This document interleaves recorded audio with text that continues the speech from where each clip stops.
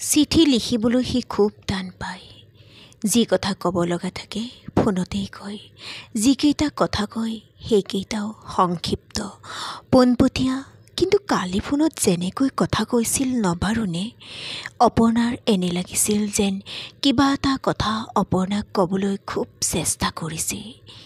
ক'ব নোৱাৰি চটপটাইছে সি।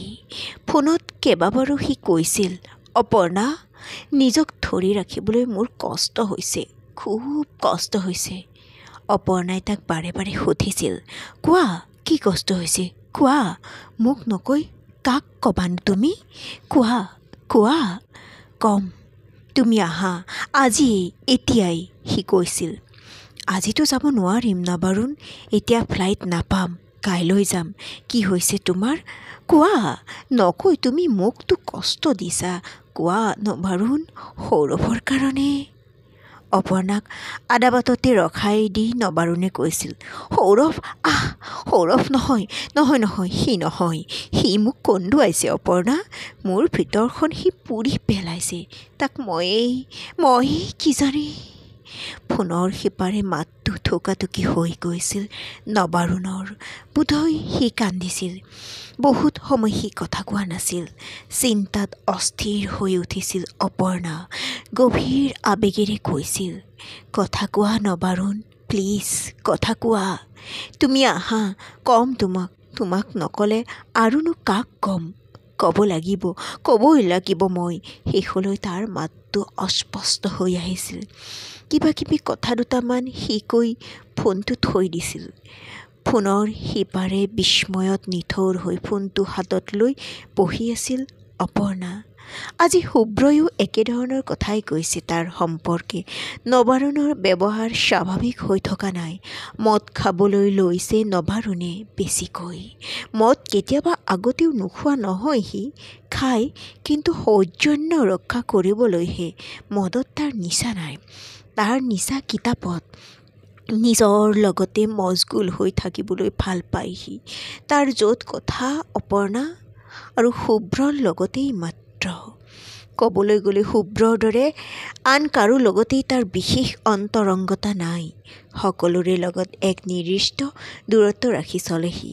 অপৰ্ণাই ভাবি উলিয়াব পৰা নাই কি এনেকুৱা কথা সি ক'ব পাৰে যি কথা শুভ্ৰৰ স্বাভাৱিক যেন লগা নাই। তাই নবাৰুণক যিমানখিনি জানে তাতকৈ হয়তো বেছিকৈ জানে শুভ্ৰই। অপৰ্ণাই লগ পোৱা বহু আগৰে পৰা শুভ্ৰৰ লগত তাৰ বন্ধুত্ব আছে। এক প্ৰফেশ্যনত থকা মানুহৰ মাজত ইমানেই অন্তৰংগতা অপৰ্ণাই কেতিয়াবা দেখা নাই।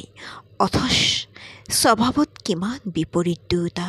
নবাৰুণ গহীন আৰু অন্তৰ্মুখী, শুভ্ৰ সহজ আৰু সপ্ৰতিভ আনন্দময়। প্ৰথম যেতিয়া শুভ্ৰক আৰু শুভ্ৰৰ যোগেদি নবাৰুণক লগ পাইছিল তেতিয়া এক প্ৰকাৰ আচৰিতেই হৈছিল দুয়োটাকে দেখি। প্ৰতিষ্ঠা পাবলৈ প্ৰাণপাত কৰা নিয়মনিষ্ঠ শুভ্ৰ, নিজৰ প্ৰতি মমতাহীন খেয়ালী আৰু বিশৃংখল নবাৰুণ, এই দুয়োজন সাংবাদিকৰ অদ্ভুত বন্ধুত্বই তাইক আমোদ দিছিল। শুভ্ৰৰ লগত তাই যেনেকৈ প্ৰাণ খুলি কথা পাতিব পাৰিছিল তেনেকৈ নবাৰুণৰ লগত নোৱাৰিছিল। তাৰ লগত তাইৰ সম্পৰ্ক আছিল নিতান্তই সৌজন্যৰ। ল'ৰাটো সকলো সময়তে নিজৰ ভাৱত ডুবি থাকিছিল। কথা খুব কম কৈছিল, কিন্তু যিকেইটা কৈছিল সেইকেইটা আছিল প্ৰচণ্ড যুক্তিপূৰ্ণ আৰু পৰিষ্কাৰ। নবাৰুণক সকলোৱে সমীহ কৰিছিল, সম্ভ্ৰম দূৰত্ব ৰাখি চলিছিল তাইও। অথচ সেই নবাৰুণেই বিভিন্ন ধৰণৰ চকলেট আৰু তুলাৰ সৰু সৰু পেকেটেৰে উপচি থকা ট্ৰেখনৰ চকুৰ আগত দেখি ভাৱৰ অতলৰ পৰা উঠি আহিল অপৰ্ণা। নিৰ্বিকাৰ উদাসীনতা মুখৰ আঁৰি লৈ ট্ৰেখন ধৰি থকা এয়াৰ হোষ্টেছগৰাকীলৈ মুখলৈ চাই সামান্য হাঁহিত তেওঁ চকলেট দুটা তুলি ল'লে।